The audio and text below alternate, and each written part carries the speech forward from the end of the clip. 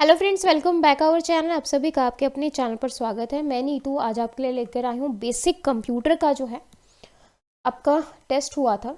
ठीक है, सभी ने काफ़ी अच्छा परफॉर्म किया, काफ़ी अच्छे, मतलब 50% से कम किसी बच्चे के नहीं आए। बहुत ही बढ़िया भाई, सभी ने अच्छी मेहनत की है और अपनी मेहनत को जो है कंटिन्यू रखना। कोई बच्चा ऐसा ना हो कि भाई ये सोच के कि एग्ज़ाम अभी नहीं है तो आराम से पढ़ेंगे, या फिर स्टार्टिंग जोश जोश में पढ़ लिया बाद में कम कर दिया। ऐसा बिल्कुल नहीं करना है, कंटिन्यूटी बनाए रखनी है और रिवीजन पे फोकस रखना है। ठीक है, रिवीजन और कंटिन्यूटी दोनों साथ में होनी चाहिए। और टेस्ट इसलिए होते हैं कि भाई जो गलतियां आपने की हैं, भाई क्या होता है कि टेस्ट से ही हमें पता चलता है कि कौन सी चीज़ ऐसी थी कि जो हमें आती थी और क्वेश्चन को ढंग से ना पढ़ने की वजह से हमने क्वेश्चन को गलत कर दिया, चाहे वो कितना भी बड़े से बड़ा महारथी हो।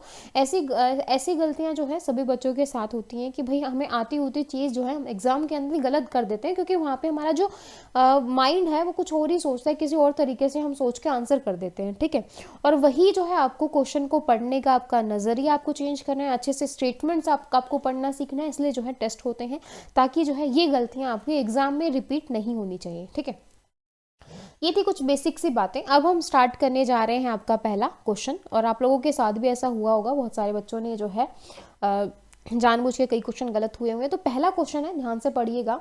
Term in computer terminology is a change in technology a computer is was being use. क्या बोल रहा है कि term in computer terminology is a change in technology a computer is was being use. Terminologies आपकी क्या हो रही है, चेंज हो रही है ना। टर्मिनोलॉजी आपकी चेंज हो रही है, टेक्नोलॉजी आपकी चेंज हो रही है। ये कब होता है, डेवलपमेंट के टाइम, जनरेशन के टाइम, एडवांसमेंट के टाइम, ग्रोथ के टाइम। ठीक है, कब होता है भाई, बताओ मुझे। भाई जो आपका टर्मिनोलॉजी चेंज होना यानी कि टेक्नोलॉजी चेंज होना कब होता है, जनरेशन में आपने देखा है ना कि फर्स्ट जनरेशन में आपके पास ये था, है ना। फर्स्ट जनरेशन में आपने वैक्यूम ट्यूब को यूज किया, सेकंड में आपने जो है ट्रांजिस्टर यूज किए। ठीक है, थर्ड में आपने आईसी यूज किया, फोर्थ में आपने, ठीक है, तो फोर्थ में हमने क्या यूज किया, वीएलएसआई या फिर माइक्रो प्रोसेसर या एलएसआई, ये सारी चीजें यूज की। फिफ्थ में हमने क्या यूज किया, यूएलएसआई या फिर आपका एआई, ये यूज की। तो ये क्या है, ये टेक्नोलॉजीज तो है जो चेंज हो रही हैं आपकी। तो ये कब होती है, जनरेशन के टाइम। तो आंसर हो जाएगा यहाँ पे बी ऑप्शन। ठीक है, क्लियर है भाई, क्लियर है। किसी भी बच्चे को डाउट है तो पूछ सकता है। ठीक है, okay, next question. The fourth generation was based on integrated circuit. Just अभी हमने पढ़ा कि भाई फोर्थ जनरेशन में हम क्या यूज करते थे, तीन चीजें मैंने बताई। फोर्थ जनरेशन में हम यूज करते V L S I, L S I और आपका माइक्रो प्रोसेसर। तो भाई इंटीग्रेटेड सर्किट तो कहीं भी नहीं है, आईसी हम यूज करते थर्ड में, है ना। तो इसका सीधा सा आंसर है बी ऑप्शन। ठीक है, तो कंफ्यूजन वाली बात ही नहीं है, डायरेक्ट जो है आप इसका आंसर कर सकते हैं। इसके फुल फॉर्म एग्जाम में पूछ सकता है, क्या होती है, very large scale integration.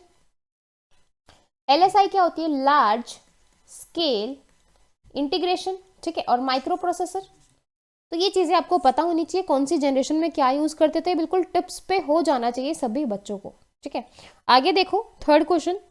The generation based on VLSI micro processor. Just अभी हमने देखा वीएलएसआई हमने कहाँ यूज किया है, फोर्थ में। तो आंसर हो जाएगा डी ऑप्शन। ठीक है, एक बार चीजें या समझ में आ गई, याद हो गई, तो आंसर्स करने में आपको सेकंड का भी टाइम नहीं लगेगा, विद इन सेकंड आप आंसर कर सकते हो। नेक्स्ट क्वेश्चन है आपका, सॉरी भाई। The dash generation of computer started with using vacuum tube as the basis of component, है ना। तो वैक्यूम ट्यूब जो है वो हम कहाँ पे यूज करते हैं, तो वैक्यूम ट्यूब हम यूज कर रहे थे बिल्कुल फर्स्ट में, फर्स्ट जनरेशन के कंप्यूटर में मैंने वैक्यूम ट्यूब का यूज किया था। और एक क्वेश्चन मैं यहाँ से आपसे पूछने वाली हूँ कि फर्स्ट जनरेशन में जो हम इनपुट देते थे वो हम किसके थ्रू इनपुट देते थे, इनपुट किसकी हेल्प से दी जाती थी फर्स्ट जनरेशन के कंप्यूटर में। सभी बच्चों को कमेंट सेक्शन में बताना है। ठीक है, हाँ जी, नेक्स्ट क्वेश्चन देखो। Dash is emerging branch in computer science which interpret means and method of making computer think like human beings। ठीक है, मतलब बहुत ही आसान सा क्वेश्चन, अगर क्वेश्चन समझ लिया तो भाई कोई दिक्कत ही नहीं है। क्वेश्चन के अंदर बोल रहा है कि ऐसी कंप्यूटर साइंस की ब्रांच जिसमें कंप्यूटर के अंदर ऐसी चीज हो, ऐसा दिमाग हो कि वो आदमियों की तरह, ह्यूमन के जैसे सोच सके। तो ये चीज हम कहाँ पर कर रहे हैं, ये चीज हम कर रहे हैं 5th जनरेशन के कंप्यूटर में, यानी कि आर्टिफिशियल इंटेलिजेंस के अंदर। इस तरीके के हम मशीन्स बना रहे हैं, मतलब मशीनों को इंटेलिजेंट बनाना, यहाँ पर हम काम कर रहे हैं मशीनों को इंटेलिजेंट बनाने के ऊपर, ताकि इंसान जो है बिल्कुल एज इट इज, जैसे ह्यूमन सोचता है, ह्यूमन करता है, वैसे ही वो कर सके। तो ये हो रहा है आपका कहाँ पर भाई, एआई के अंदर, यानी कि आर्टिफिशियल इंटेलिजेंस। ठीक है, फुल फॉर्म सभी की आपको याद होनी चाहिए। नेक्स्ट क्वेश्चन है आपका ULSI, ये क्वेश्चन भी मैं आपको करवा चुकी हूँ। ठीक है, तो फटाफट आंसर कीजिए इस क्वेश्चन का। ULSI stands for ultra large scale integration. तो फर्स्ट ऑप्शन ही है, तो टिक कर दीजिए फर्स्ट ऑप्शन के ऊपर।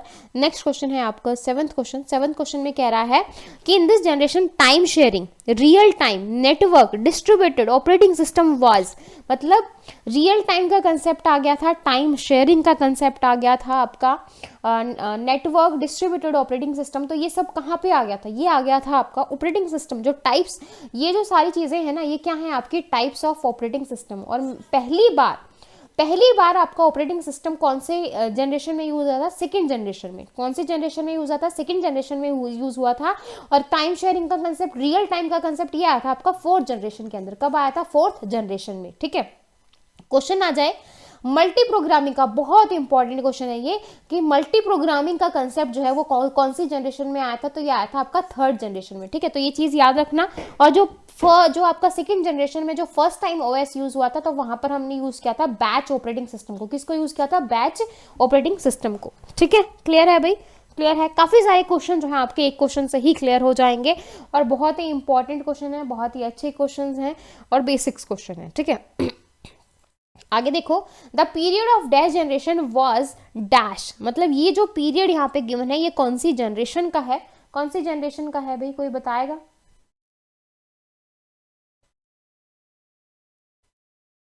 ठीक है, तो कई बार कहीं कहीं आपको जो है 1945 से 1955 फर्स्ट जनरेशन दिखा होता है। ठीक है, फिर 1956 से 19 जो है 66 या 65 तक जो है आपको सेकंड जनरेशन मिलता है। मतलब ये जो टाइम है ना, कहीं पर भी आपको फिक्स नहीं मिलेगा, मतलब हर बुक में जो है आपको अलग अलग दिखाई देगा, लेकिन जो है आपको यहाँ पे देख लेना है कि भाई 60 से ऊपर चला गया तो यानी कि बात कर रहा है आपका सेकंड के बारे में। ठीक है, तो मतलब ये जो ईयर्स हैं आपको कहीं पर भी फिक्स नहीं दिखेंगे, तो कंफ्यूजन किसी भी बच्चे को नहीं होना है।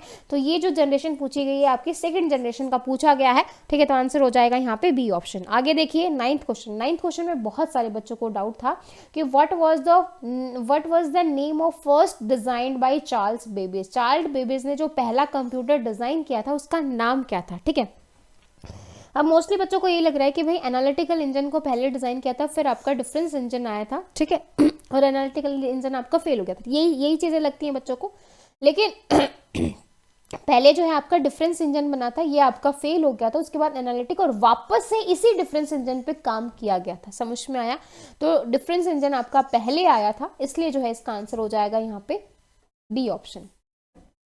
ठीक है भाई, और पहला मैकेनिकल पूछ रहे तो आपका एनालिटिकल इंजन आंसर होगा। और फर्स्ट कंप्यूटर डिज़ाइन की बात की जाए तो सबसे पहले डिफरेंस इंजन को ही डिज़ाइन किया गया था 1821 में। उसके बाद जो है आपका 1837, और कहीं कहीं पर ये 1834, 1835 इस तरीके से जो है आपको ईयर्स मेंशन होंगे। फिर आपका एनालिटिकल इंजन, ठीक है, फिर आपका लास्ट में उसके बाद जो है ये जो डिफरेंस इंजन जो पहले आया था उसको कंप्लीट किया गया था बाद में। ठीक है, लेकिन जो पहले आया था वो आपका डिफरेंस इंजन आया था। और मैकेनिकल पूछ रहे तो आपको एनालिटिकल इंजन पे आंसर करना है। क्लियर है भाई, ठीक है।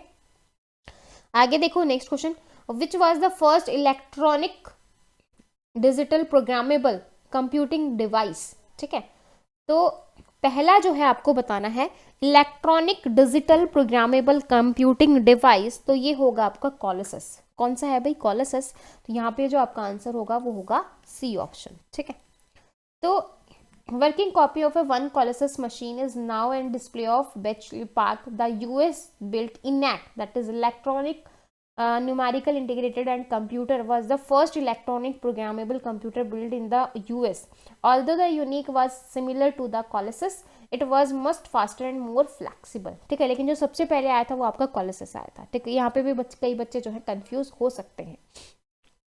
आगे देखो, ये क्वेश्चन ऐसे ऐसे हैं जो बिल्कुल ही कंफ्यूजिंग के हैं.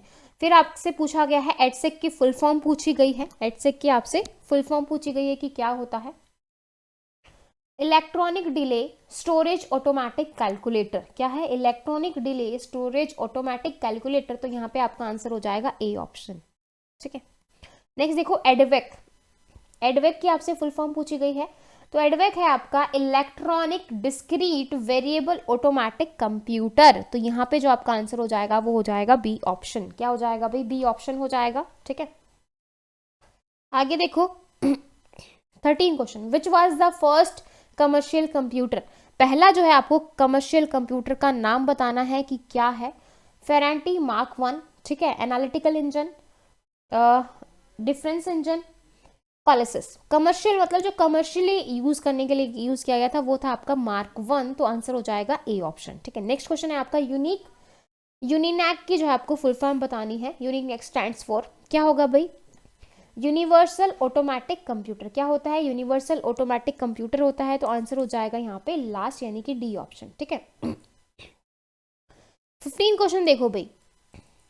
ENIAC. ENIAC stands for. ENIAC की फुल फॉर्म बतानी electronic numerical integrated and computer. ठीक है, अब ये जो टर्म्स होती है ना ये बहुत ही सिमिलर से होते हैं. बच्चे बहुत कंफ्यूज हो जाते हैं. ठीक है, लेकिन जो इनैक हो गया, यूनिवैक हो गया, उनके पीछे हमेशा याद रखना कि कैलकुलेटर मत लगाना. ठीक है, कहीं कहीं जो छोटी क्लासेस की बुक होती है 3rd 4th 5th वहाँ पे जो है इनके पीछे आपको कैलकुलेटर दिखा मिलेगा, चाहे एनसीईआरटी की बुक ही क्यों ना हो. ठीक है, लेकिन भाई इनके पीछे कंप्यूटर ही लगाना, क्योंकि अभी डीएसएसबी में पेपर हुआ था तो ऐसे ही जो है इनैक या किसी की फुल फॉर्म पूछी थी तो वही कैलकुलेटर और कंप्यूटर में दोनों में जो है जो आंसर माना गया था वो इसको माना गया था. वैसे सही तो आंसर इसका ये भी है, मैं ये नहीं कह रही कि ये आंसर गलत है, क्योंकि जो आपकी 3rd क्लास की बुक है, 4th क्लास की बुक है, 5th क्लास की बुक है, वहाँ पे जो है इसका इनैक की फुल फॉर्म में आपको कैलकुलेटर दिखाई देगा. ठीक है, तो यहाँ पे लेकिन आपको जो है कैलकुलेटर ना करके कंप्यूटर करना है, ये चीज़ याद रखनी है. ठीक है, 16 क्वेश्चन देखो. जॉन मैकेनियन एंड जे परस्पर Eckhart was in are the inventors of dash computer. इन्होंने जो है कौन से कंप्यूटर को जो है इन्वेंट किया था. तो कौन सा किया था भाई? इनैक. तो आंसर हो जाएगा यहाँ पे बी ऑप्शन. ठीक है, 16 क्वेश्चन कंप्लीट हो गए हैं. आगे देखो 17 क्वेश्चन. अब आपको लग रहा होगा बहुत ही आसान क्वेश्चन है. Who invented the punch card. मैंने आपको बहुत ही अच्छे से बताया था पंच कार्ड को किसने जो है इन्वेंट किया था. किसने किया था भाई? हरमन होलरेथ ने. तो आंसर हो जाएगा यहाँ पे सी ऑप्शन. ऑलमोस्ट सारी चीज़ें करवाई हुई हैं. कुछ चीज़ें आपको एग्जाम में भाई एक्स्ट्रा भी मिलती हैं, वो आपको हर एग्जाम में मिलती हैं भाई आउट ऑफ, जिसको आप सिलेबस भी कहते हैं. ठीक है, तो कुछ चीज़ें आपको अलग से भी मिल जाती हैं. आगे देखो नेक्स्ट क्वेश्चन कि in the late of Herman Hollerith invented data storage on punch card that could then be read by a machine. ठीक है, तो कौन से ईयर में किया था? ये था आपका 1880. कौन से ईयर में था? 1880 में. तो आंसर हो जाएगा यहाँ पे डी ऑप्शन. क्या हो जाएगा? D option. ठीक है, ओके, आगे देखो 19 क्वेश्चन देखो भाई. Which among the following generation computer had expensive operation cost. मतलब जो है कौन सी जनरेशन कंप्यूटर में जो कोस्ट है ऑपरेशन की वो सबसे ज़्यादा थी. कौन से में थी भाई? फर्स्ट में, सेकंड में, थर्ड में, फोर्थ में. तो आपने देखा होगा कि भाई पहली जनरेशन में जो है जब भी कोई पहली बार चीज़ बनती है, उसका साइज भी ऑलमोस्ट बड़ा होता है और उसका जो कॉस्ट है वो भी बहुत ज़्यादा जाता है. देखो मार्केट में जब पहली बार जैसे वॉशिंग मशीन आई, टीवी आई, बहुत सारी चीज़ें आई, तो भाई उनका प्राइस जो है, अभी जो चीज़ें आ रही हैं अब देखो 50 इंची, 60 इंची, 70 इंची आपको सस्ती मिल जाएगी, जो लेकिन स्टार्टिंग में आई थी वो बहुत कॉस्टली थी. ठीक है, तो जो फर्स्ट जनरेशन कंप्यूटर था उसकी जो ऑपरेशन कॉस्ट थी वो ज़्यादा थी. तो ये चीज़ हमेशा याद रखनी है कि जो पहली बार चीज़ें आती हैं बाद में क्या होता है कि चीज़ों में इंप्रूवमेंट भी होता है और उसकी कॉस्ट को भी कम किया जाता है ताकि सभी लोग उसको अफोर्डेबल प्राइस में सभी लोग उसको खरीद सकें. ठीक है, तो यहाँ पर आपका आंसर हो जाएगा ए ऑप्शन. क्लियर है भाई? तो ऐसे क्वेश्चंस पे अगर आपको नहीं समझ में आ रहे तो थोड़ा सा आपको लॉजिक लगाना है अपनी रियल लाइफ के अकॉर्डिंग कि जो रियल लाइफ में चीज़ें हो रही हैं उसमें आप कैसे बिहेव करते हैं. ठीक है, आगे देखो. विच among the following register is loaded with the content of the memory located pointed by the PC. तो यहाँ पे क्या होगा? क्या बोल रहा है कि register is loaded with the content of the memory pointed by the PC. Program counter ने जिसको जो है किया है वो क्या करवा रहा है, लोड करवा रहा है। तो ये काम होता है आपका इंस्ट्रक्टर रजिस्टर का। किसका होता है, इंस्ट्रक्शन रजिस्टर का काम होता है आईसी का, जो कि अपन लोग पढ़ेंगे सीओए के अंदर। जब एड्रेसिंग मोड पढ़ेंगे तो वहां पे जो है आप अच्छे से समझ पाओगे, रजिस्टर्स वगैरह पढ़ेंगे। लेकिन जो पीसी से जो लोग जो है सबसे पहले प्रोग्राम काउंटर को हम यूज करते हैं, उसके बाद इंस्ट्रक्शन रजिस्टर को हम यूज करते हैं, ठीक है। फिर memory address register, memory data register, buffer, बहुत सारी चीजें आती हैं। उसके बाद नेक्स्ट क्वेश्चन देखो 21 क्वेश्चन कि विच among the following is not a third generation computer. इसमें से ऐसा कौन सा है जो आपका थर्ड जनरेशन का कंप्यूटर नहीं है। कौन सा नहीं है, IBM 360, IBM 1401, PDP 8 और HP 2115। तो यहाँ पे जो आपका आंसर हो जाएगा वो हो जाएगा बी ऑप्शन। तो बी ऑप्शन आपका सही होगा। नेक्स्ट क्वेश्चन देखिए, विच of the following memory is non volatile. इसमें से ऐसी कौन सी है जो आपकी नॉन वॉलेटाइल मेमोरी है। तो नॉन वॉलेटाइल का मतलब क्या होता है कि भाई अगर लाइट चली गई है, अगर आपकी लाइट चली गई है तो भी जो आपका डेटा है वो आपका उसके अंदर मतलब परमानेंटली है। स्टैटिक रैम और डायनामिक रैम में क्या होता है, लाइट चली गई आपका डेटा भी चला गया, डेटा भी आपका परमानेंट नहीं है, ठीक है। तो ये दोनों जो है एग्जांपल आपके किसके, वॉलेटाइल मेमोरी के। किसके हैं, वॉलेटाइल मेमोरी के। तो आंसर हो जाएगा यहाँ पे सी ऑप्शन, ठीक है। क्लियर है भाई। आगे देखो 23rd question, which electronic components are used in first generation computer. इसमें से ऐसा कौन सा है जो आपका पहली जनरेशन के कंप्यूटर में आपने यूज किया था। ट्रांजिस्टर किसमें यूज किए थे, साथ के साथ लिखते जाओ बोलते जाओ। ट्रांजिस्टर हम यूज किए थे सेकंड में, आईसी हमने यूज की थर्ड में, वैक्यूम ट्यूब हमने यूज की फर्स्ट में, और वीएलएसआई हमने यूज किए, माइक्रो प्रोसेसर हमने यूज किए फोर्थ में, और यूएलएसआई हमने यूज की फिफ्थ में, या फिर एआई आप किसको कह सकते हो। पूछा है फर्स्ट की, तो फर्स्ट कहाँ पे है, यहाँ पे। तो आंसर हो जाएगा सी ऑप्शन, ठीक है। क्लियर है भाई। ये सब किया हुआ है तो मुझे नहीं लगता कि कोई क्वेश्चन गलत होना चाहिए था। एक आधा क्वेश्चन हो सकता है, लेकिन वैसे ऑलमोस्ट आपके सभी आंसर सही होने चाहिए थे। This devices provide a mean of communication between a computer and outer world. क्या बोल रहा है कि मतलब कौन सा जो है डिवाइस जो प्रोवाइड करता है आपको कम्युनिकेशन मतलब जो आपको कम्युनिकेट करवा रहे हैं, ठीक है, कंप्यूटर और आउटर वर्ल्ड के बीच में जो कम्युनिकेट कर रहे हैं वो किसकी हेल्प से कर रहे हैं। Input output device, storage device, compact, या फिर ड्राइवर्स। तो यहाँ पे जो आपका आंसर हो जाएगा वो हो जाएगा A option, that is input output, ठीक है। तो देखो इनपुट आउटपुट जो डिवाइसेस जो होते हैं वो प्रोवाइड करते हैं मींस ऑफ कम्युनिकेशन। देखो भाई इनपुट आप इनपुट देते हो लाइक किसकी हेल्प से देते हो, कीबोर्ड की हेल्प से, माउस की हेल्प से, ठीक है। ऐसे तो आप डायरेक्टली कंप्यूटर से हेल्प जो है इंटरेक्ट नहीं कर सकते ना, कम्युनिकेशन नहीं कर सकते। और जो आपको आउटपुट मिलते हैं लाइक आपको मॉनिटर के फॉर्म में, प्रिंटर की फॉर्म में, इनके फॉर्म में आउटपुट मिलते हैं, तो आप कम्युनिकेट करवा पा रहे हो ना, ठीक है। तो ये सारी चीजें समझ में आ गया, बेसिक सी चीज थी, आसान सा था। नेक्स्ट बहुत ही आसान सा क्वेश्चन है, देखो एब्रीविएशन में से क्वेश्चन मिलेगा ही मिलेगा, तो एब्रीविएशन बहुत अच्छे से याद कर लेना। GUI stands for graphical user interface. तो कहां पर है भाई, तो डी ऑप्शन आपका यहाँ पे सही हो जाएगा, ठीक है। आगे देखो 27 question, which of the following is not a point and draw devices. इसमें से ऐसा कौन सा है जो आपका पॉइंट एंड ड्रॉ डिवाइस नहीं है, ठीक है।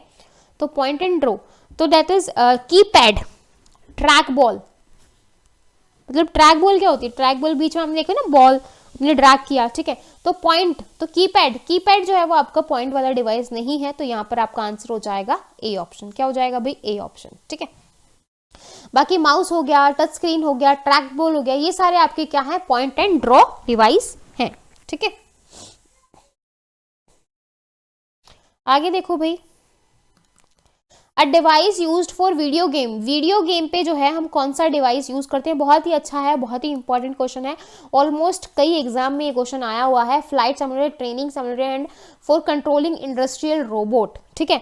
तो देखो वीडियो गेम में जो हम स्पेशली यूज करते हैं जॉयस्टिक, आपने देखा होगा ना कि बीच में जो है डंडा सा होता है जिसको आगे पीछे हम करते रहते हैं, तो क्या होती है आपकी जॉयस्टिक होती है। तो आंसर हो जाएगा सी ऑप्शन, ठीक है। नेक्स्ट क्वेश्चन देखो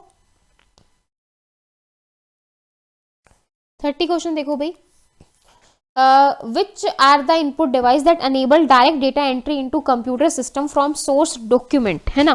क्या बोल रहा है कि भाई which are the input device that enable direct data entry into a computer system from source document. मतलब सोर्स डॉक्यूमेंट से जो है आपकी क्या हो रही है कि डायरेक्ट एंट्री हो रही है। तो क्या होता है कि देखो आप आजकल फ़ोन में भी क्या हो रहा है कि भाई हम डेटा को स्कैन कर लेते हैं, जिससे जो है उसकी लैंग्वेज को चेंज कर सकते हैं, हिंदी को इंग्लिश, इंग्लिश को हिंदी, इस तरीके से कर सकते हैं नहीं, और वो आपके जो है फ़ोन में भी आ जाता है, आपके कंप्यूटर में भी आ जाता है। तो किसकी हेल्प से हो पाएगा ये आपका डेटा स्कैनिंग? आपने डेटा को स्कैन करना पड़ेगा, बिना स्कैनिंग के तो होगा नहीं। बिना स्कैनिंग के हो जाएगा क्या? नहीं होगा। तो इसमें आ जाएगा आपका डेटा स्कैनिंग डिवाइसेस, तो आंसर हो जाएगा यहाँ पे ए ऑप्शन। ठीक है, नेक्स्ट देखो भाई 31 question, which of the following is a type of image scanner? इसमें से ऐसा कौन सा है जो आपका इमेज स्कैनर है? ठीक है, तो flat held, hand held, flat bed या फिर कॉम्पैक्ट। ठीक है, तो इसमें से कौन सा जो आपका इमेज स्कैनर आपका कौन सा होगा भाई? तो यहाँ पे जो आपका इमेज स्कैनर होगा दैट इज इनपुट डिवाइस, वो आपका क्या होगा भाई? Flat bed. ठीक है, तो आंसर हो जाएगा यहाँ पे सी ऑप्शन। ठीक है, image scanner are the input device that translate paper document in electronic format. मतलब जो पेपर डॉक्यूमेंट है, पेपर पे आपका जो है कुछ इमेज है, ठीक है, आपने उसको स्कैन किया, ठीक है, वो आपका इलेक्ट्रॉनिक फॉर्मेट में हो गया for storage in computer. Storage image can be altered and manipulated with image processing software. ठीक है, आगे देखो 32 क्वेश्चन देखो, which of the following is capable of recognising pre specified type of mark by pencil और pen, है ना? मतलब कौन सा जो है recognising or pre specified type of mark by pencil और पेन। तो आपने देखा होगा भाई, आपके ही एग्जाम में आपने देखा होगा इस तरीके से 4 गोले होते हैं जिसको आपको पेन या पेंसिल से भरते हो, ठीक है, उसको क्या बोलते हैं? OMR शीट बोलते हैं कि नहीं बोलते? तो आंसर हो जाएगा यहाँ पे ए ऑप्शन। क्लियर है भाई? 33 क्वेश्चन बहुत ही अच्छा और बहुत ही कंफ्यूजिंग और बहुत ही ऐसा क्वेश्चन है कि जिसमें बहुत सारे बच्चे कंफ्यूज हो गए होंगे कि भाई most commonly used input device is, इसमें से ऐसा कौन सा है जो आपका सबसे ज्यादा यूज किया जाता है? इनपुट डिवाइस, इनपुट मतलब इनपुट डिवाइस हैं आपके दोनों के दोनों। एक है आपका जो सबसे ज्यादा कीबोर्ड और एक है आपका माउस।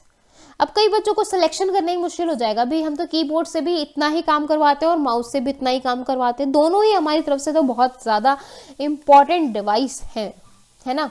तो सबसे ज़्यादा मोस्ट कॉमनली की जहाँ पे बात आती है तो आंख बंद करके कीबोर्ड के साथ चले जाना। कीबोर्ड में बहुत सारी शॉर्टकट कीज होती हैं, माउस का काम भी हम इससे कर लेते हैं, लेकिन माउस से सारे काम आप नहीं कर सकते। समझ में आ गया? ठीक है, भी क्लिक वगैरह करवाना, लेकिन टाइपिंग वगैरह और ये सारी चीज़ें तो देखो दोनों ही इंपॉर्टेंट हैं, दोनों ही आपके कह सकते हो कि राइट हैंड है, एक लेफ्ट है, एक राइट हैंड है, लेकिन सबसे ज़्यादा मोस्ट कॉमनली जहाँ पर वर्ड लिख दिया जाए और दोनों ही ऑप्शन में है तो हमेशा जो है वो बी ऑप्शन के साथ जाएंगे। बच्चों ने पूछा भी ये क्वेश्चन कि मैडम दोनों ही इंपॉर्टेंट हैं और माउस का ज़्यादा यूज़ करते हैं, लेकिन कीबोर्ड कैसा आंसर हो गया? तो भाई कीबोर्ड आप खुद देखना कि भाई माउस के बिना भी एक बार काम भी चल सकता है, लेकिन कीबोर्ड के बिना नहीं चलेगा। ठीक है, तो जहां पे ये आ जाए तो सबसे ज्यादा पॉपुलर जो है वो आपका कीबोर्ड है। ठीक है, तो कंफ्यूज बिल्कुल नहीं होना है, आंख बंद करके कीबोर्ड के साथ चले जाना।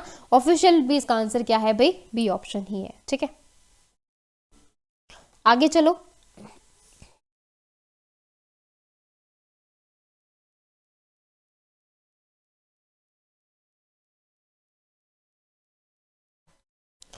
Which peripheral port provide the fastest throughput to a laser printer? ठीक है, तो क्या होगा भाई? फास्टेस्ट पूछा है आपसे, विच पेरिफेरल पोर्ट है ना, प्रोवाइड फास्टेस्ट थ्रोपुट, सबसे ज़्यादा जो फास्ट थ्रोपुट है वो जो है कौन से प्रोवाइड करती है? मतलब पैरेलल हम करते हैं, सीरियल करते हैं, CSI करते हैं, RS-232। तो पैरेलल में जो है आपको सबसे फास्ट जो है, जब आप पैरेलली जो है पोर्ट को अटैच करते हो तो आपको जो थ्रोपुट सबसे ज़्यादा जो हाई है वो किस केस में मिलेगी? पैरेलल के उसमें। तो आंसर हो जाएगा यहाँ पे सी ऑप्शन। ठीक है, 36 क्वेश्चन देखो कि device such as mercury, thermometer and kitchen scales are classified as, वे जो डिवाइसेज हैं जो आपके मरकरी में यूज़ किए जाते हैं, थर्मोमीटर में यूज़ किए जाते हैं, किचन स्केल्स में यूज़ किए जाते हैं, तो वो डिवाइसेज होते हैं आपके एनालॉग डिवाइस। क्या होते हैं? एनालॉग डिवाइस होते हैं। ठीक है, और आई थिंक इस क्वेश्चन का आंसर जो है मैंने सी दे रखा है, इस क्वेश्चन का आंसर सी नहीं होगा, ये क्वेश्चन मैंने करवाया भी हुआ है, इस क्वेश्चन का आंसर बी ही होगा, और एक लड़की ने शायद पूछा भी है, तो ये जो इसका आंसर है वो बी ही होगा, भी सी नहीं होगा। इसको ठीक कर लेना। ठीक है, सभी बच्चे ठीक कर लेना कि भाई जो डिवाइस आप यूज़ करते हैं किचन वगैरह में तो आपके एनालॉग डिवाइस होते हैं। तो आंसर हो जाएगा बी ऑप्शन। ठीक है, इसको सभी बच्चे करेक्ट करेंगे। ठीक है भाई, तो इसका आंसर क्या होगा? B option. जिसका मार्क्स बढ़ रहा हो, जिसका कम हो रहा हो, कर लेना। 37 क्वेश्चन देखो, device that accept data from outside computer, मतलब हम क्या कर रहे हैं, डिवाइस मतलब एक्सेप्ट कर रहे हैं आउटसाइड कंप्यूटर से, तो वो हमारा क्या होता है, इनपुट डिवाइस होते हैं, आउटपुट जो है डिजिटल होते हैं, एनालॉग होते हैं, फिर ट्रूथ टेबल पेरिफेरल्स होते हैं। तो आउटसाइड वर्ल्ड से जो आप एक्सेप्ट करते हो वो आपके जो है क्या होते हैं, इनपुट डिवाइसेज होते हैं। तो आंसर हो जाएगा यहाँ पे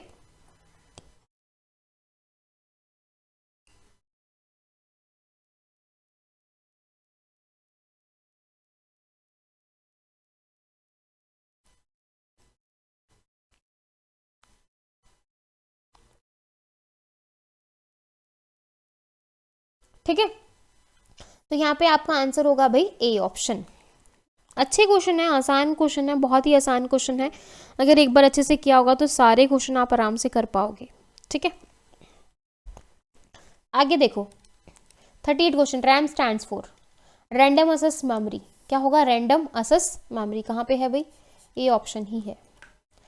तो कई बार क्या होता है आंसर गलत भी होते हैं, तो भाई हो जाता है क्योंकि टाइप करने में। आगे देखो, missing slot covers on a computer can cause. Missing slots जो होते हैं cover on a computer can cause of overheat. किसकी वजह से होते हैं, ओवर हीट की वजह से। तो आंसर हो जाएगा ए ऑप्शन। ठीक है, आगे देखो 40 question. The new integrate the function of a processor, memory and video on a single chip. ठीक है, तो उसको क्या कहेंगे, देखा है ना कि भाई जो माइक्रो प्रोसेसर होता है वो आपका एक छोटी सी चिप रहती है ना, एक छोटी सी चिप रहती है जिसको आप जो है अगेन ब्रेन भी कहते हो। माइक्रो प्रोसेसर सेम आपका सीपीयू जैसा ही होता है। तो इसका आंसर हो जाएगा यहाँ पे डी ऑप्शन। ठीक है, आगे देखो 41 क्वेश्चन देखो भाई। The box that contain the central electronic component of the computer is the, मतलब box that contain the central electronic computer component of the computer is the input device, peripheral, system unit या फिर motherboard. ठीक है, बोल रहा है कि box that contain the central electronic component of the computer is the, इसको हम क्या कहेंगे,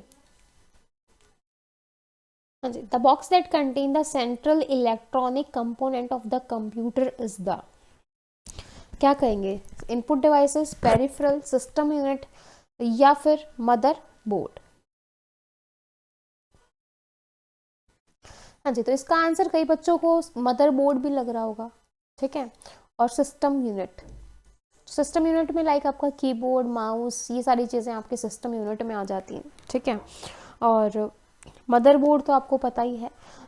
तो सेंट्रल इलेक्ट्रॉनिक कंपोनेंट है ना, तो बाई जो इसका ऑफिशियल जो आंसर दिया गया है, कई बार क्या होता है कि हमें जो है दो आंसर लगते हैं कि भाई दोनों आंसर हो सकते हैं, बट ऑफिशियली जो इसका आंसर दिया गया है हर जगह वो है आपका सिस्टम यूनिट, यानी कि सी आंसर आपका यहाँ पर सही होगा। ठीक है, नेक्स्ट क्वेश्चन देखो, micro processor used in, micro processor कहाँ पे यूज किया जाता है, पर्सनल कंप्यूटर में, इनैक में, मिनी कंप्यूटर में, मेन फ्रेम कंप्यूटर में।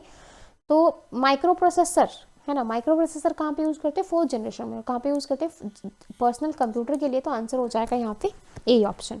44 क्वेश्चन देखो, which of the following is not a example of hardware, इसमें से ऐसा कौन सा है जो आपका हार्डवेयर का एग्जाम्पल नहीं है। ठीक है, तो बहुत ही आसान सा क्वेश्चन है, एक्सेल जो है वो आपका हार्डवेयर का एग्जाम्पल नहीं है। ठीक है, एक्सेल आपका क्या एक तरीके का सॉफ्टवेयर है।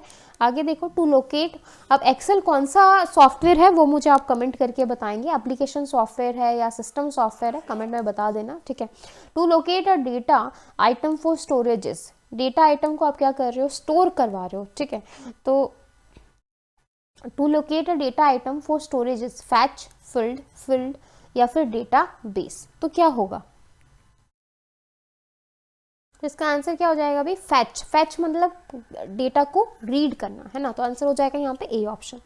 नेक्स्ट क्वेश्चन देखो भाई 46 question, device that is connected to a motherboard, मतलब वो डिवाइस जो आपका मदरबोर्ड से कनेक्टेड है, तो आप उसको क्या कहोगे, must connect using ribbon cable, called a peripheral devices, called a adjust device, called an external devices. जो डिवाइसेस आपके मदरबोर्ड से जुड़े हुए हैं उसको आप इनपुट आउटपुट, यानी कि पेरिफेरल डिवाइसेस आपके क्या होते हैं, इनपुट आउटपुट डिवाइसेस होते हैं। तो आंसर हो जाएगा यहाँ पे बी ऑप्शन। ठीक है, नेक्स्ट क्वेश्चन देखो, बहुत ही आसान क्वेश्चन थे भाई, ऐसा कुछ भी नहीं था क्वेश्चंस में।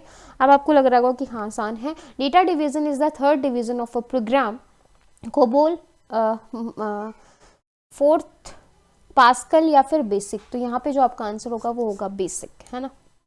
आगे देखो 48 question, data the independence on CDs and DVDs are called, क्या कहेंगे, लैंड्स कहेंगे, ट्रैक्स कहेंगे, क्लस्टर्स कहेंगे या पिट्स कहेंगे। इसको हम कहते हैं पिट्स। जो इंडेंटेशन होता है सीडी और डीवीडी का, उसको हम क्या कहेंगे, पिट्स कहते हैं। ठीक है, तो यहाँ पे आपका आंसर हो जाएगा डी ऑप्शन। आगे देखो भाई, which among the following is a temporary memory. Temporary memory कौन सी होती है, ROM, code memory, both A and B, या डेटा मेमोरी। टेम्पररी मेमोरी मतलब जिसमें डेटा जो है वॉलेटाइल मेमोरी आप जिसको कह सकते हो कि वॉलेटाइल मेमोरी कौन सी होती है। ठीक है, तो आपने जो है रैम और रोम के बारे में तो पढ़ा होगा। ठीक है, रैम और रोम का तो आपको पता होगा कि रैम जो है वो आपकी वॉलेटाइल है। ठीक है, वॉलेटाइल, या फिर आप इसको टेम्पररी भी कह सकते हो। ठीक है, जो रोम है वो आपकी क्या है, परमानेंट है। और लेकिन जो है आपको कोड मेमोरी और डेटा मेमोरी का नहीं पता होगा। ठीक है, जो कोड मेमोरी होती है वो आपकी क्या होगी, वो आपकी परमानेंट मेमोरी होगी। ठीक है, जिसको आप नॉन वॉलेटाइल भी कहते हो। लेकिन जो आपकी डेटा मेमोरी होती है वो आपकी रैम यानी कि आपकी टेम्पररी मेमोरी। तो यहाँ पर जो आपका आंसर होगा वो क्या होगा, डी ऑप्शन। ठीक है, तो डेटा मेमोरी और कोड मेमोरी अपना थोड़ा सा याद रखना। ठीक है, रैम और रोम तो बेसिक है, आप सभी को पता है। बाई चांस कोड और रैम जो है डेटा से पूछ ले तो कंफ्यूज मत होना। नेक्स्ट क्वेश्चन है, stored program concept was invented by, मतलब प्रोग्राम को स्टोर करना है ना, ये कंसेप्ट जो है वो किसने किया था, किसने किया था, ये क्या था, जॉन वॉन न्यूमैन ने। तो आंसर हो जाएगा यहाँ पे बी ऑप्शन। ठीक है, इसी के साथ जो आपके बेसिक ऑफ कंप्यूटर के क्वेश्चन है वो होते हैं खत्म। अब हम जो आपके एमएस ऑफिस के क्वेश्चन है, मतलब 50 क्वेश्चन आगे आपको एमएस ऑफिस के मिलेंगे, वो देखो। अब मैंने ये आपको बहुत ही अच्छे से बताया था सुपर स्क्रिप्ट के बारे में, सबस्क्रिप्ट के बारे में। ठीक है, तो सुपर का मतलब ऊपर लगना, सुपर का मतलब ऊपर लगना है ना। जैसे ए की पावर 2, बी की पावर 2, A13, तो ये आपके क्या सुपर स्क्रिप्ट है। इसका होगा control plus shift plus equal to, या फिर control plus shift plus plus. इसके दो होते हैं, हमेशा कंफ्यूज मत होना, बच्चे कंफ्यूज हो जाते हैं। प्लस इक्वल टू होता है, एक होता है कंट्रोल प्लस शिफ्ट प्लस और प्लस। ठीक है, दोनों इसी के हैं। तो आंसर हो जाएगा यहाँ पे सी ऑप्शन। जो आपको ऑप्शन में दिखे वही उसी पे जो है टिक कर देना। क्लियर है भाई। नेक्स्ट क्वेश्चन है 52 question, what is the shortcut key to close active document in Microsoft Word. कौन सा जो है आपका शॉर्टकट की आपको बतानी, close active document in Microsoft Word. तो आपकी क्या हो जाएगी, कंट्रोल प्लस F4। क्या हो जाएगी, कंट्रोल प्लस F4। तो यहाँ पे आपका आंसर हो जाएगा भाई कंट्रोल प्लस F4। ठीक है, तो इनका साथ के साथ जब आप अपना लैपटॉप ओपन करते हैं तो इनको जो है ये शॉर्टकट कीज को एक बार प्रेस करके देख लिया करो, ताकि आपको अच्छे से समझ में आ जाए और ये चीज़ें आपके दिमाग में फिट हो जाएं। ठीक है, नेक्स्ट क्वेश्चन है, what is the shortcut keys to show font dialog box. Font dialog box को शो करने के लिए जो है आपका क्या होगा, control plus D, control plus shift plus F, control plus shift plus P, या ऑल ऑफ द अबव। ठीक है, ठीक है, तो यहाँ पे सभी जो है इसकी शॉर्टकट कीज हो जाएंगी, सभी को प्रेस करके देखना, सेम आपको यहाँ पे मिलेगा। ठीक है, तो यहाँ पे आपका आंसर हो जाएगा ऑल ऑफ द अबव। तो आंसर होगा डी ऑप्शन। ठीक है, आगे चलो 54 क्वेश्चन है, how to remove all character format. सभी करेक्टर फॉर्मेट को रिमूव करवाने के लिए आप क्या यूज करोगे, शिफ्ट प्लस के शिफ्ट के साथ स्पेस बार, शिफ्ट के साथ enter, control plus space bar, या फिर कंट्रोल प्लस एंटर। ठीक है, आपको रिमूव करना है ऑल करेक्टर्स। तो मैंने जैसे कंट्रोल के साथ स्पेस बार रिमूव मतलब किया है ना, तो आपका यहाँ पे आंसर हो जाएगा सी ऑप्शन। ठीक है, तो यहाँ पे आंसर हो जाएगा भाई सी ऑप्शन, कंट्रोल के साथ स्पेस बार। अब आप इसको सेलेक्ट करके कंट्रोल के साथ स्पेस बार करेंगे तो जो करेक्टर का जो फॉर्मेट लगा हुआ है वो आपका रिमूव हो जाएगा। ठीक है, 55 क्वेश्चन देखो, व्हाट इज द शॉर्टकट की do undo the last action in a document, है ना। तो अनडू के लिए आपका जो है लास्ट एक्शन को आपको रिपीट करवाना है, तो आपका क्या हो जाएगा, कंट्रोल प्लस जेड। ठीक है, और रीडू के लिए कंट्रोल प्लस वाई। नेक्स्ट है, which key do you press to force a page break. बहुत ही इंपॉर्टेंट क्वेश्चन है। पेज ब्रेक के लिए हम क्या यूज करते हैं, कंट्रोल प्लस एंटर। क्या यूज करते हैं, control plus enter. Important question है, एग्जाम में ये क्वेश्चन आ सकता है, एग्जामिनर को प्यार है इस क्वेश्चन से, आप कह सकते हो। तो आंसर हो जाएगा सी ऑप्शन। ठीक है, नेक्स्ट है आपका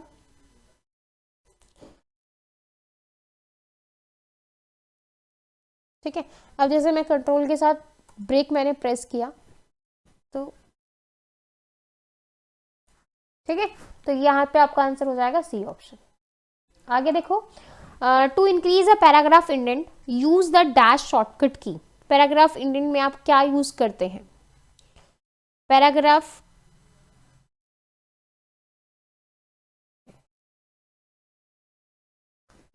हाँ जी, तो क्या आंसर हो जाएगा? Control plus N. ठीक है, आगे देखो, to move the to the end of the document press the dash key. क्या करवा रहे हो कि एंड करवा रहे हो डॉक्यूमेंट को, प्रेस द, क्या प्रेस करोगे भाई? कंट्रोल प्लस एंड का यूज करोगे, तो आंसर हो जाएगा डी ऑप्शन। नेक्स्ट क्वेश्चन देखो, which key is use to select all the text to the document. सारे के सारे टेक्स्ट को सिलेक्ट करवाने के लिए कंट्रोल प्लस ए का यूज किया जाता है, तो आंसर हो जाएगा यहाँ पे बी ऑप्शन। ठीक है, 60 क्वेश्चन देखो भाई, undo the last work, same question repeat हो गया है, कंट्रोल प्लस जेड का यूज करोगे। 61 क्वेश्चन देखो, the scroll box on the vertical score bar indicate the, क्या इंडिकेट करेगा भाई? Current relative location of the document portion displayed in the window, तो आंसर हो जाएगा यहाँ पे सी ऑप्शन। ठीक है, 62 क्वेश्चन देखो, header and footers can include text and graphics as well as, क्या कहेंगे उसको? Current date, page number, current time, तो बिल्कुल सारी की सारी चीजें कर सकते हो, तो आंसर हो जाएगा यहाँ पे डी ऑप्शन। मतलब जो हेडर और फुटर्स होते हैं आपके इंक्लूड करते हैं current date, page number, current time को। ठीक है, तो सभी को, तो आंसर होगा डी ऑप्शन। नेक्स्ट 63 क्वेश्चन देखो, text boundary can be displayed और हिडन। टेक्स्ट की जो बाउंड्रीज हैं उसको हम क्या कर सकते हैं? ऑटो टेक्स्ट ऑप्शन,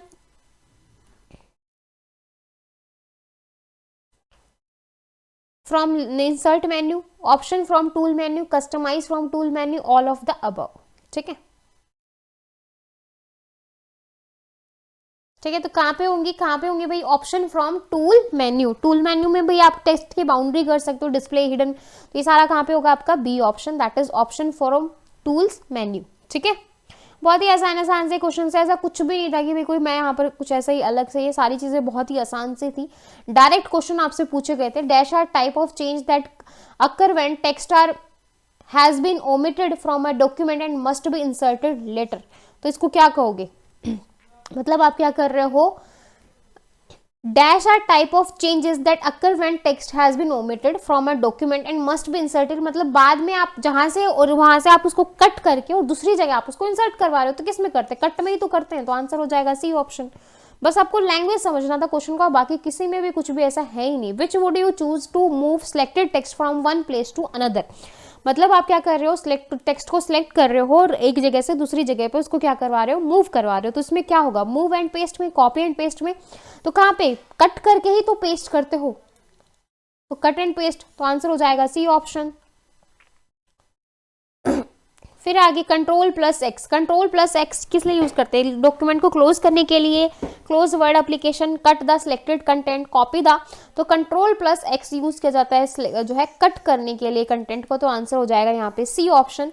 देखो कंट्रोल प्लस ए से सब पूरा पूरा आपका जो है पूरा जो है सेलेक्ट हो जाता है ऑल। ठीक है, फिर कंट्रोल प्लस सी कॉपी के लिए, कंट्रोल प्लस वी पेस्ट के लिए, कंट्रोल प्लस एक्स कट के लिए, है ना, मेन है। पेज ब्रेक के लिए control plus enter, hyper link के लिए आप यूज करते हो कंट्रोल प्लस के, है ना, तो ये सारी चीजें यूज करते हो। तो ये बेसिक सी चीजें हैं जो आपके डायरेक्ट एग्जाम में पूछी जाती हैं। ठीक है, नेक्स्ट देखो, which is not a data source component, इसमें से ऐसा कौन सा है जो आपका डेटा सोर्स कंपोनेंट नहीं है? तो इसमें से डेटा सोर्स कंपोनेंट आपका जो नहीं है वो है आपका मेल मर्ज टूल बार। जो मेल मर्ज टूल बार है वो आपका डेटा सोर्स कंपोनेंट नहीं है। डेटा कंपोनेंट में आपका जो है like page chart, search bar chart, line chart, tables control, data range control, ये सारी चीज़ें आपकी किस में आ जाएंगी? कंपोनेंट्स हैं आपके सारे सारे डेटा सोर्स के। ठीक है, और मेल मर्ज में जो आप क्या करवाते हो? मर्ज करवाते हो, मतलब। नेक्स्ट क्वेश्चन है आपका, in Word mailing list is known as the, mailing list, जो मेलिंग लिस्ट होती है उसको हम क्या कहते हैं? मेलिंग लिस्ट को हम डेटा सोर्स कहते हैं। ठीक है, कंफ्यूज मत होना दोनों क्वेश्चंस में, तो यहाँ पे आपका आंसर हो जाएगा सी ऑप्शन। ठीक है, नेक्स्ट क्वेश्चन है आपका 69 question, on the horizontal ruler and upside down T indicate a dash tab stop, जो टी है वो किसको इंडिकेट करता है, लेफ्ट अलाइन को, राइट, डेसिमल या फिर सेंटर्ड। तो आंसर हो जाएगा यहाँ पे डी ऑप्शन। 70 क्वेश्चन देखो, to erase a character to the right of the insertion point press the dash key. मतलब आप क्या कर रहे हो, राइट करेक्टर को जो है आपको क्या करना है, इरेज करना है। तो राइट की बात आए तो डिलीट करोगे और लेफ्ट की बात आए तो बैक स्पेस करोगे। ये चीज याद रखना, लेफ्ट के लिए बैक स्पेस, राइट के लिए डिलीट, है ना। बहुत ही इंपॉर्टेंट क्वेश्चन है ये, बच्चे कंफ्यूज हो जाते हैं लेफ्ट और राइट में, लेकिन याद रखना, ठीक है। 71 क्वेश्चन है, कंट्रोल प्लस डी जस्ट कर चुके हैं, control plus B font dialog box के लिए यूज किया जाता है, पहले आया था, ठीक है। काफी सारे ऑप्शन थे, याद हो तो प्लीज कमेंट सेक्शन में लिख देना, ठीक है। नेक्स्ट क्वेश्चन है आपका 72 क्वेश्चन, कंट्रोल प्लस वाई हम यूज करते हैं रिपीट करने के लिए, लास्ट एक्शन को रिपीट करने के लिए, ठीक है। रीडू, जिसको आप रीडू भी कहते हो, और अंडू किससे किया जाता है, कंट्रोल प्लस जेड से, ठीक है। नेक्स्ट देखो भाई 73 question, control plus delete use करते हैं, delete the word just after the cursor, है ना। तो आंसर हो जाएगा यहाँ पे A option. 74 question, control plus backspace is use to, control plus backspace का यूज करते हैं, delete the word just before the cursor, ठीक है। आगे है आपका, मतलब कर्सर से जस्ट पहले, auto text and auto correct,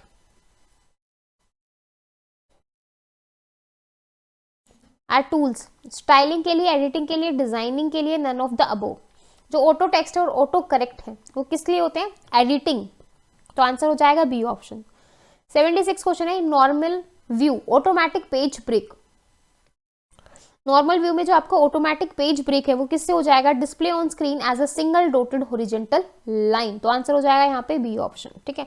करके देख लेना सारे, जब आप करके देखोगे ना अपने हाथों से, क्योंकि शॉर्टकट्स में क्या होता है, जितनी शॉर्टकट कीज आप अपने हाथों से करके देखोगे आपको चीजें याद रहेंगी। वैसे तो आपका रट्टाफिकेशन हो जाएगा, जो कुछ टाइम के लिए आप कुछ टाइम के बाद आप भूल जाओगे, ठीक है, लेकिन इसको नहीं भूलोगे। आगे देखो 77 question, what is the file extension of words file extension बताना है, तो यहाँ पे आपका आंसर हो जाएगा वर्ड का डॉक, है ना। अगर एक्स लगा होता, यहाँ पे एक्स नहीं है, तो फिर जो है मतलब आपका डॉक, और अभी जो है आप क्या यूज कर रहे हो, डीओसी, सभी के पीछे डीओसी एक्स, पीपीटी एक्स, है ना। आगे देखो 78 question, to auto fill the width of column double click the right border of a column. हाँ जी, चेंज करनी है तो क्या यूज करोगे, डबल क्लिक करोगे right border of a column. तो आंसर हो जाएगा यहाँ पे ए ऑप्शन। नेक्स्ट क्वेश्चन देखो, to open column dialog box quickly, तो इसके लिए क्या यूज करोगे, डबल क्लिक करोगे space between area on ruler, है ना। मतलब आपको ओपन करना है डायलॉग बॉक्स, तो क्विकली ओपन करना है तो डबल क्लिक करोगे space between area on ruler. तो आंसर हो जाएगा यहाँ पे बी ऑप्शन। इसी के साथ नेक्स्ट 80 क्वेश्चन देखो भाई, 20 क्वेश्चन और रह गए हैं। To cancel a job that a printing or one that is waiting to be printed, तो क्या कहोगे, click the print button on the standard toolbar, click the printer icon on the taskbar, double click the print button on the standard tool bar, double click the printer icon on the taskbar. तो यहाँ पे आपका answer हो जाएगा भाई B option, ठीक है। Which of the following enable you make multiple changes in a document at once, मतलब मल्टीपल चेंजेस आप करवा रहे हो किसमें, डॉक्यूमेंट के अंदर एट वंस, तो आप उसको क्या कहते हो, रिप्लेस कमांड। किससे, रिप्लेस कमांड से। कई बार होता है ना कि एक चीज हम जो है एक वर्ड को अपन लोगों को चेंज करना है पूरे डॉक्यूमेंट्स के अंदर, तो किसके साथ यूज करते हैं, रिप्लेस कमांड से, ठीक है। करके देखना, ट्राई करना, अच्छे से याद हो जाएगी। नेक्स्ट है आपका, which of the following is best for quick copy operation, तो copy and paste, window, clipboard, drag and drop. Next है आपका ऑटो टेक्स्ट। तो आंसर क्विक पूछा है यहाँ पर, तो आंसर हो जाएगा ड्रैग एंड ड्रॉप, ठीक है। 83 क्वेश्चन देखो, which of the following is best for quick copy operation,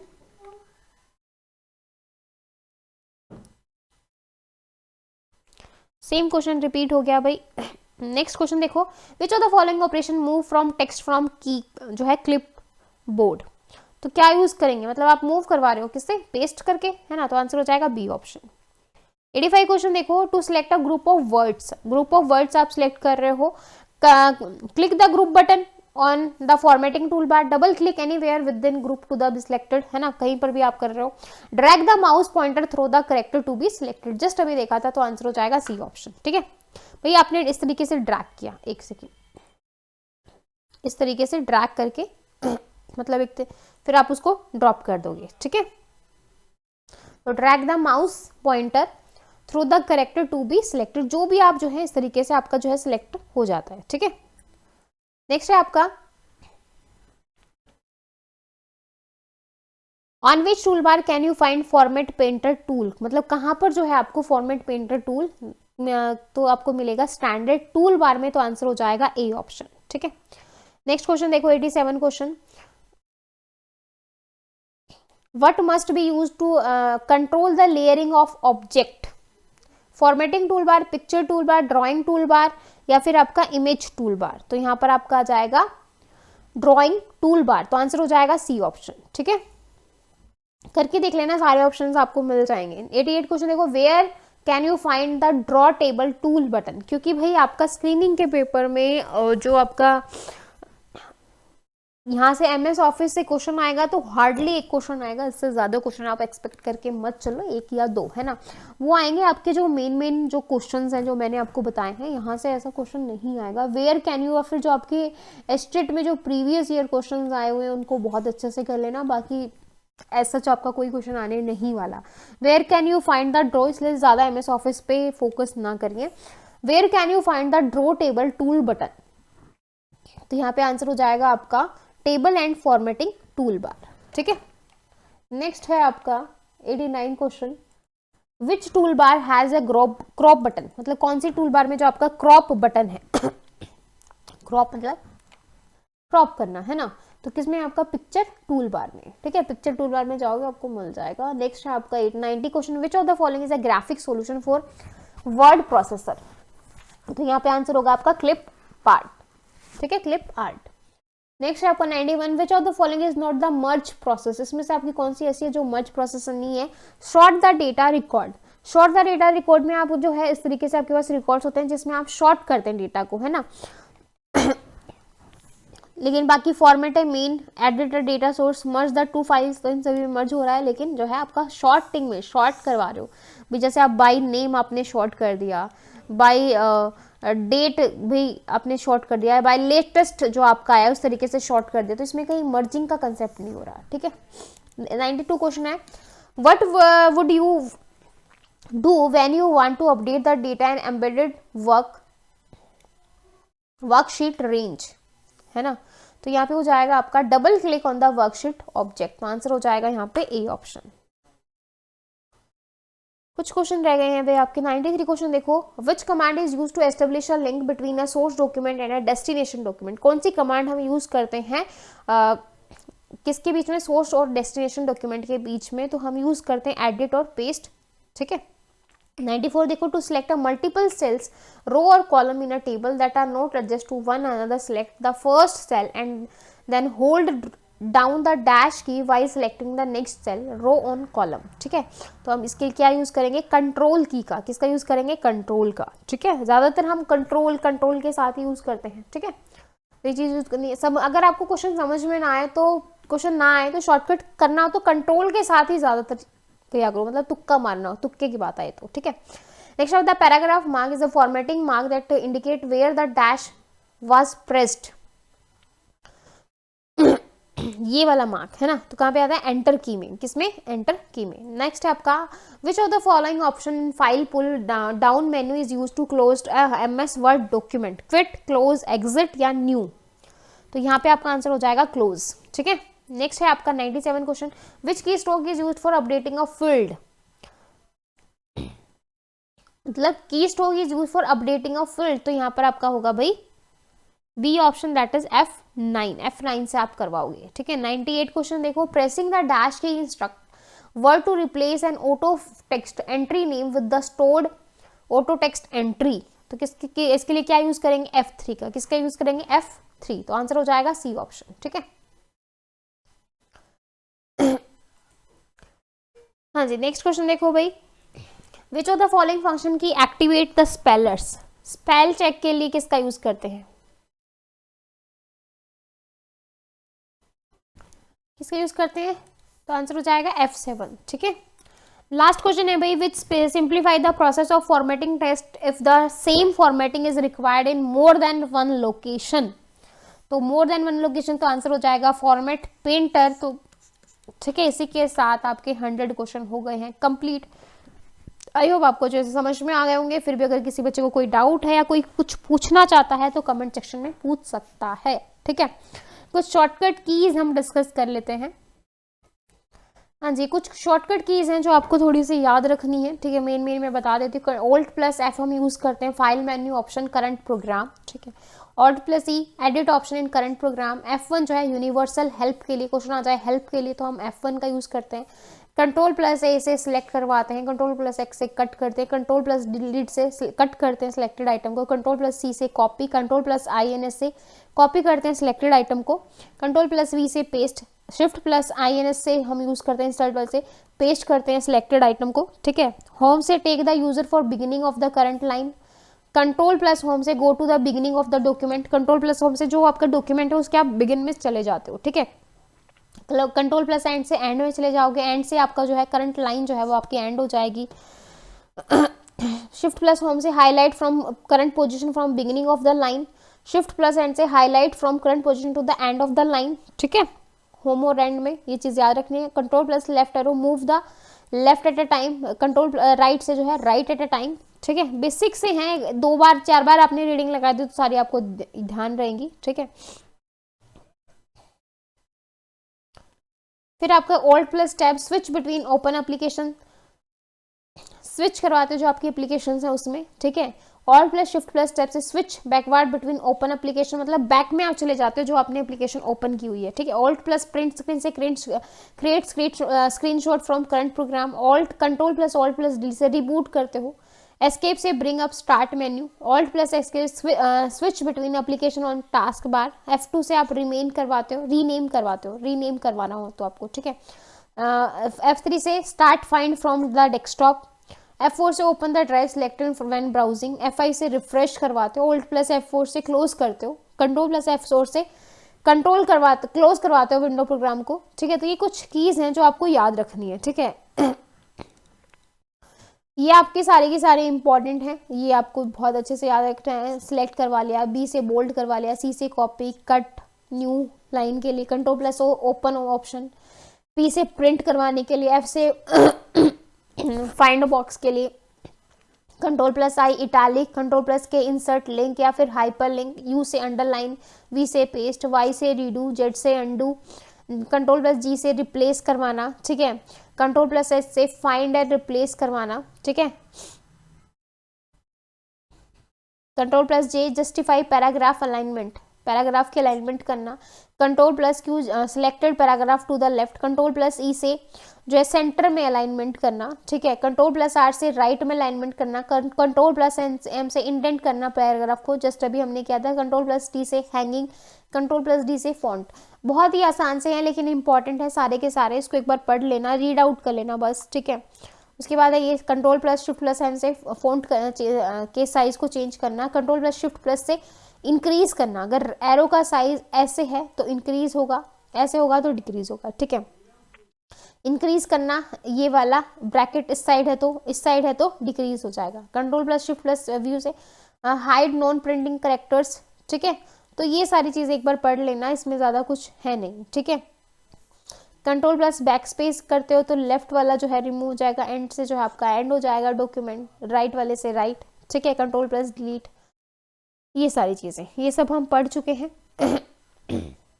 ये आपका जो है कीबोर्ड है, ये आपको पता ही है, ये आपकी फंक्शंस की होती है, मॉडिफायर्स की होती हैं, ये आपके एस्केप की है, ये आपकी फंक्शंस है, बैकस्पेस है, नेविगेशन है, ये आपकी ओल्ट विंडो, ये सब आपको पता है, ठीक है।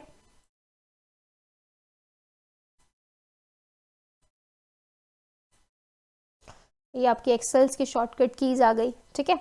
तो एक बार रीड आउट कर लेना, सब हमने जो पढ़ा है वही है, एक्स्ट्रा इसमें कुछ नहीं है, मैं आपको ये सारा सेंड कर दूंगी, ठीक है। कुछ क्वेश्चंस और हैं प्रैक्टिस के लिए, लगा लेना।